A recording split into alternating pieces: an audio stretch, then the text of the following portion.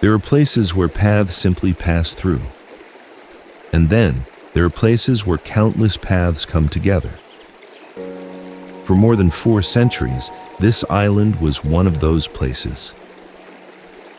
Today, Ayutthaya is quiet. Ancient temples rise above the trees. Brick walls weather beneath the tropical sun.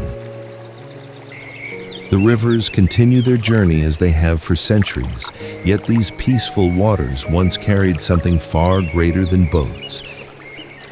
They carried merchants, pilgrims, diplomats, soldiers, travelers from distant kingdoms. Around the beginning of the 18th century, Ayutthaya may have been home to nearly 1 million people, making it one of the largest cities in the world. Larger than London, larger than Paris, and among the great urban centers of its age. Yet unlike many of history's great cities, its streets were not defined by stone roads. They were shaped by water. From these rivers, ships reached the Gulf of Thailand. Beyond the Gulf lay the wider seas of Asia, and beyond those seas came people from every direction: Chinese merchants, Persian scholars, Japanese samurai, Portuguese traders, Dutch merchants, French envoys, each arriving with their own language, their own beliefs, their own stories. Yet for a time, their paths met here. As I stand beside these quiet waters, it is difficult to imagine the movement they once carried. But perhaps the rivers remember, because long before the modern world became connected, there was Ayutthaya. Every great city begins with a choice: a mountain, a harbor, a crossroads. For Ayutthaya, that choice was water. In the middle of the 14th century, King Uthong, later known as Ramathibodi I, established a new capital on this island, where 3 rivers came together. Historical traditions tell of an epidemic in his previous settlement, prompting the search for a safer home. Whether driven by necessity, opportunity, or both, the place he chose would shape the kingdom for centuries to come. The rivers offered more than protection. They brought fertile soil for farming, fresh water for growing communities, and a natural highway connecting the interior of the kingdom to the Gulf of Thailand. Ships carrying goods from distant seas could travel inland. At the same time, the island's location made sudden attacks from the coast far more difficult. Water became both a shield and a bridge. Few places offered both. As the years passed, villages became neighborhoods. Neighborhoods became markets. Markets became a thriving capital. People followed the rivers became paths, and those paths carried far more than trade.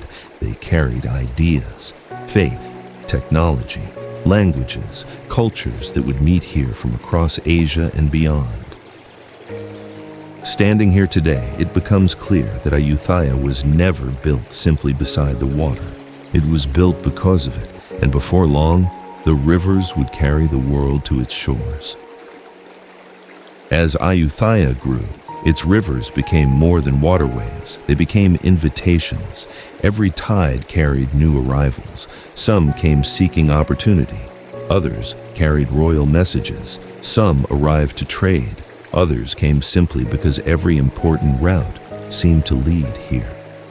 Chinese merchants sailed south with silk, porcelain, and copper coins. Persian traders crossed the Indian Ocean, bringing goods, knowledge, and diplomatic ties. Japanese samurai found new lives far from home, serving as trusted guards within the kingdom. Portuguese sailors introduced new firearms and opened Ayutthaya to Europe. Soon after came the Dutch, then the French, each leaving their own mark on the city. The kings of Ayutthaya understood that prosperity depended on more than welcoming visitors. It required balance. Communities from different parts of the world were encouraged to settle in their own quarters around the capital. Chinese neighborhoods, Japanese communities, Persian districts, European trading posts, each preserving its own customs while becoming part of something larger, not a single culture, but a city shaped by many. Walking through Ayutthaya centuries ago, a traveler might hear many languages before reaching the next bridge. The scent of unfamiliar spices drifted through the markets. Religious traditions stood side by side. Ideas crossed paths as naturally as the boats upon the river. This was more than trade. It was one of the great meeting places of the early modern world. Standing beside these quiet waters today, it is easy to admire the temples. Yet the true heart of Ayutthaya was never found only in brick and stone. It was found in the people who arrived here. The conversations they shared, the goods they exchanged, the relationships they built. Because the greatest strength of this kingdom was not simply its location. It was its ability to bring the world together, and nowhere was that more visible than in the city itself. To understand Ayutthaya, you must first understand the water. Visitors who arrived here centuries ago often struggled to describe what they saw. They expected roads. Instead, they found rivers. They expected crowded streets. Instead, they found boats moving in every direction. One European traveler compared the city to Venice. Others simply marveled at how life seemed to flow with the water itself. More than 100 kilometers of canals connected neighborhoods throughout the capital. For many residents, a boat was as essential as walking. Homes faced the water, markets gathered beside it, temples reflected upon its surface. Even the movement of daily life followed the rhythm of the rivers. Morning markets welcomed fresh produce from nearby farms, rice, fish, fruit, spices. As the day unfolded, larger vessels arrived carrying goods from distant kingdoms. The waterways never truly stood still. This constant movement did more than sustain the city. It connected people. Ideas traveled alongside merchants, languages mixed in the marketplaces, new customs found their way into everyday life. Over time, Ayutthaya became more than a capital. It became a meeting place where different cultures lived, traded, and learned from one another, not because they abandoned their identities, but because the rivers brought them together. Standing here today, the waterways feel peaceful. Yet, centuries ago, these same rivers carried the heartbeat of one of the world's great cities. And from that movement, a kingdom of remarkable prosperity began to emerge. As the years passed, the rivers brought more than people. They brought prosperity. Goods from across Asia arrived in Ayutthaya, and from here, they continued their journey to distant shores.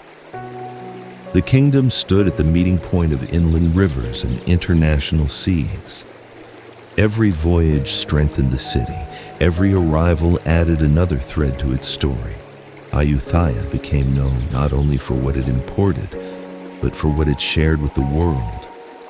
Rice from its fertile plains, timber from its forests, luxury goods prized by distant courts, skilled craftsmen whose work traveled far beyond the kingdom. Trade was no longer simply an activity. It had become the rhythm of the city itself. Its abundant forests also helped make Ayutthaya a center of shipbuilding. Timber was plentiful. Local craftsmen developed vessels capable of carrying people and cargo across long distances. These ships connected rivers to the sea, and the sea to the wider world. The waterways that once protected the kingdom had become the very paths through which it prospered. By the late 17th century, historians estimate that nearly 1 million people lived within Ayutthaya and its surrounding waterways. It was among the largest cities on Earth, a place where different cultures could meet, trade, and shape one another, not through conquest, but through connection. Standing among these ruins now, it is easy to see the temples, harder to imagine the voices, the boats, the markets, the endless movement that once filled these rivers. For centuries, Ayutthaya flourished because its paths remained open. But no city remains unchanged forever. Even the greatest crossroads can fall silent. For more than 4 centuries, Ayutthaya stood as one of Southeast Asia's great crossroads. Kingdoms rose and fell around it. Trade continued. The rivers remained busy.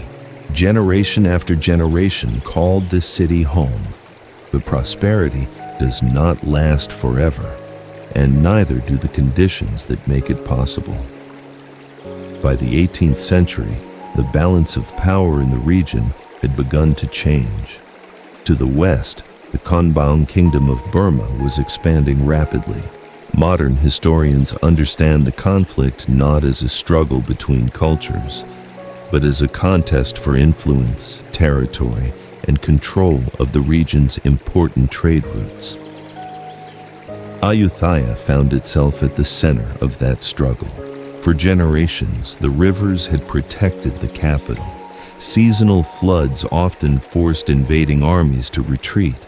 This time was different. The besieging forces adapted. They remained through the flood season. Supply routes were cut. The waterways that had once connected the kingdom to the outside world could no longer sustain it. Little by little, the paths that had made Ayutthaya powerful began to close. After more than a year under siege, the city's defenses were finally breached. In April of 1767, Ayutthaya fell. Its treasures were taken. Many of its people were displaced. The great capital that had welcomed the world was left largely abandoned.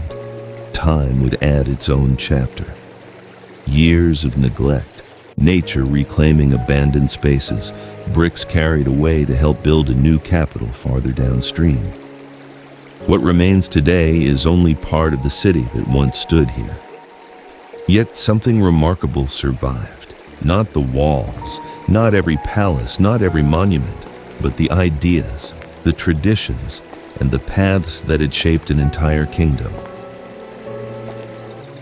Today, Ayutthaya is no longer a royal capital. Its palaces have faded, its markets have fallen silent, its rivers no longer carry fleets from every corner of Asia. Yet the story of this city did not end in 1767. When a new capital was established farther downstream, its builders carried more than bricks. They carried traditions, ceremonies, laws, architecture, beliefs, even the vision of a kingdom shaped by the rivers. The city we now know as Bangkok inherited far more than a throne. It inherited the path that Ayutthaya had followed for more than 4 centuries. That continuity can still be seen today. In Thailand's royal traditions, its Buddhist temples, its language, its waterways, and in the rhythms of daily life that continue along the Chao Phraya River. The capital changed, but the civilization endured. Today, Ayutthaya is protected as a UNESCO World Heritage Site, not simply because these ruins are beautiful, but because they remind us of something history often teaches. Great cities are not remembered only for the monuments they leave behind. They are remembered for the lives they connected, the ideas they exchanged, and the paths they opened for those who came after. As I leave these quiet waters behind, I find myself thinking less about what was lost and more about what endured. Empires rise, capitals change, generations pass. Yet the paths people create have a way of outlasting those who first walked them. Perhaps that is Ayutthaya's greatest legacy. Not that it became one of the world's greatest cities, but that it became a place where distant worlds could meet. And even now, as these rivers continue their journey toward the sea, they still carry that story.